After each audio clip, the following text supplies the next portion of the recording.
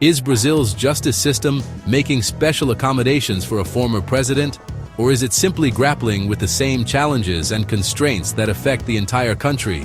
The case of Jair Bolsonaro has become a lightning rod for controversy, shining a spotlight on the delicate balance between legal fairness and the realities of public health. As the nation watches, many are left wondering whether the courts are upholding the principle that everyone is equal before the law, or if exceptions are being made for those in positions of power. The federal district's request for a medical report on Jair Bolsonaro before any arrest has sparked a heated national debate, with opinions sharply divided. Some see it as a necessary precaution, while others view it as a loophole that could undermine the credibility of the justice system. This move forces us to confront the intersection of law, politics, and public health, raising questions about equality before the law and the true capacity of our institutions. In a country where access to quality healthcare is often unequal, the idea of special medical consideration for a high-profile figure stirs strong emotions. The GDF's proactive communication to the Supreme Federal Court asks, can the prison system handle Bolsonaro's health needs? Or would his incarceration expose deeper flaws in the system's ability to care for any inmate with complex medical issues? Is this preferential treatment reserved for the powerful, or a reflection of the broader challenges facing Brazil's justice and healthcare systems? The answer may not be as clear-cut as it seems. Is this a pragmatic response to systemic shortcomings, acknowledging that the prison system is ill-equipped for certain medical cases, or does it reveal a double standard that benefits the elite? The optics of politicians and former leaders receiving different treatment fuel public skepticism and highlight the ongoing struggle for true equality in Brazil's institutions. As we explore this story, we must ask, what does justice really mean in Brazil today? Is it a lofty ideal, or something shaped by circumstance, privilege, and the limitations of our systems? The answers may define the nation's future. The GDF's formal request, delivered directly to Supreme Court Minister Alexandre de Moraes, marks a significant moment in the ongoing legal saga surrounding former President Bolsonaro. This isn't just another bureaucratic step. It's a calculated move, carefully crafted and sent with the full weight of officialdom. The envelope, stamped with the GDF insignia, carries not only legal documents but also the gravity of a nation grappling with unprecedented circumstances. The request specifically asks for a comprehensive and up-to-date medical report on Bolsonaro before any arrest is carried out. This isn't a routine check. It's a demand for detailed information about his current health status, recent treatments, and ongoing medical needs. The authorities want to ensure that every aspect of his well-being is documented and considered. The stated reason is clear: to guarantee that the prison system can adequately provide for his health and safety, especially in light of his recent hospitalizations and chronic medical conditions. The authorities are acutely aware that any failure to meet his needs could have serious consequences, both for Bolsonaro and for the credibility of the justice system itself. But this is about more than just logistics or medical care. It's a strategic maneuver.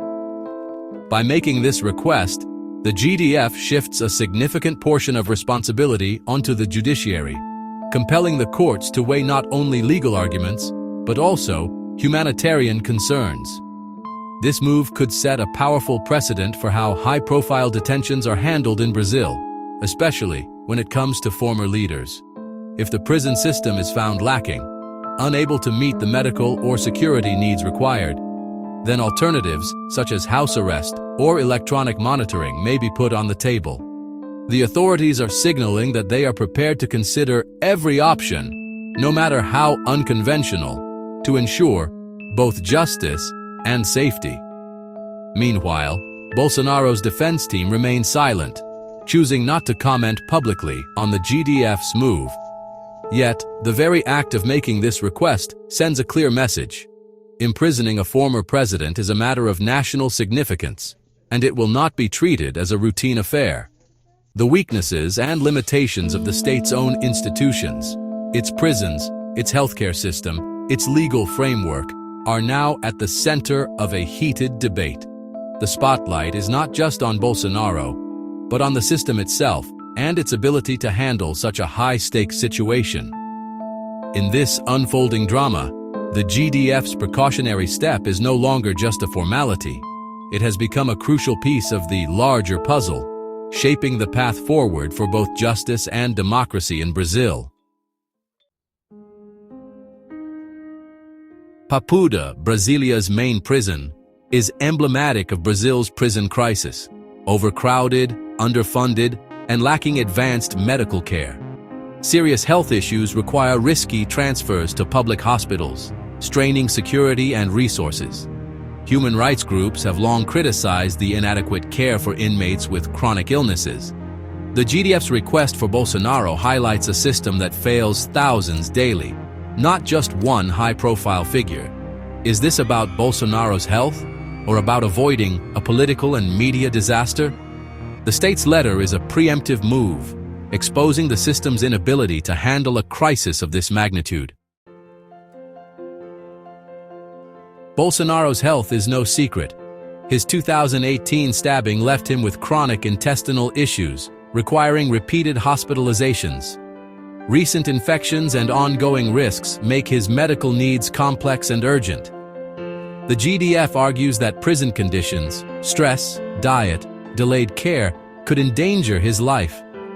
A detailed medical report would need to outline risks, dietary needs, medications, and emergency protocols. This level of planning for a single inmate is extraordinary.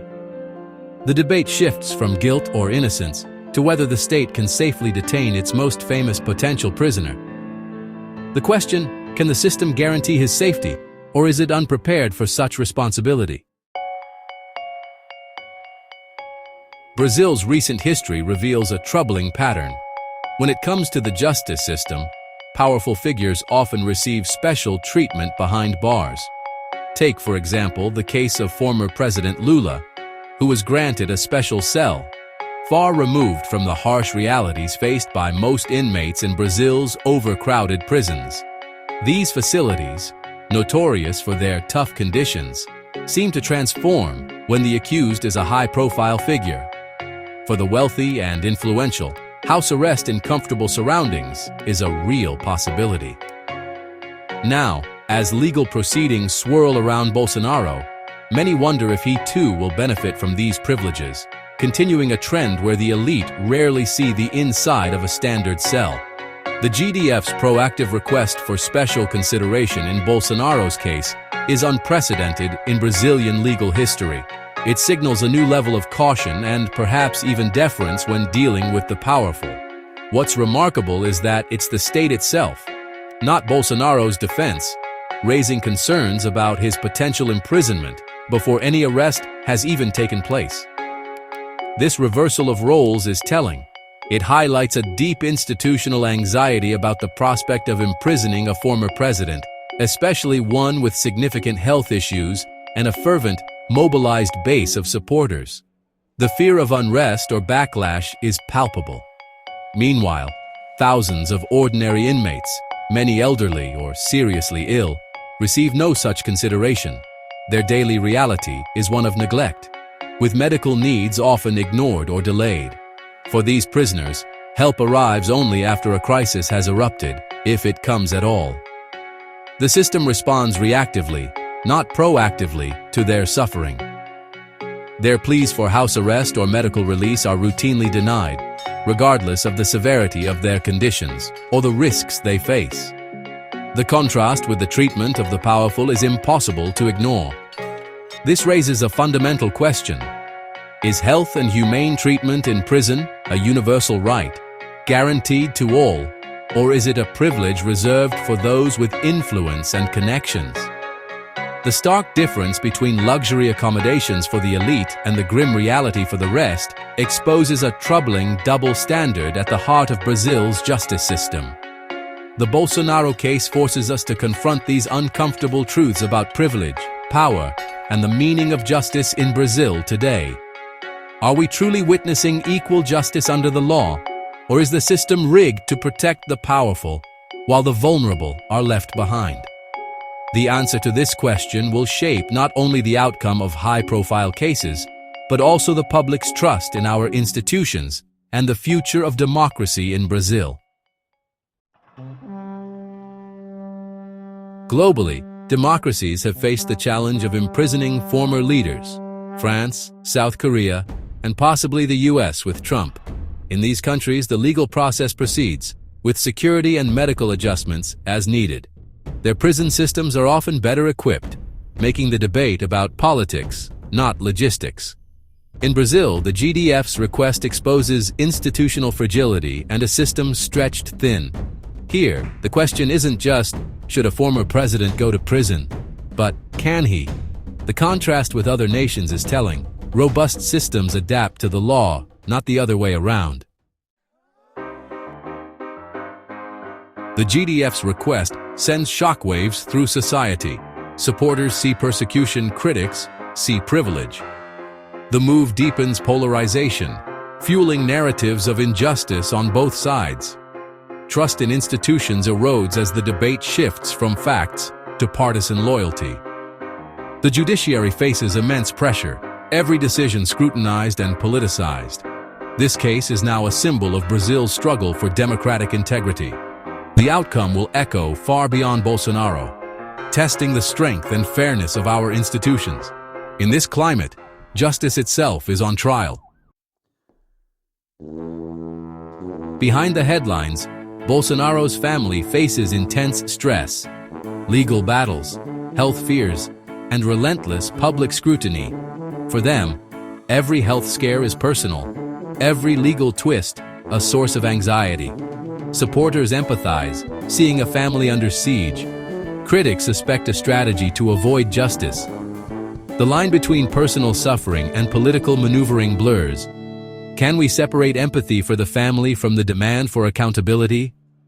Their ordeal is another chapter in Brazil's larger political drama.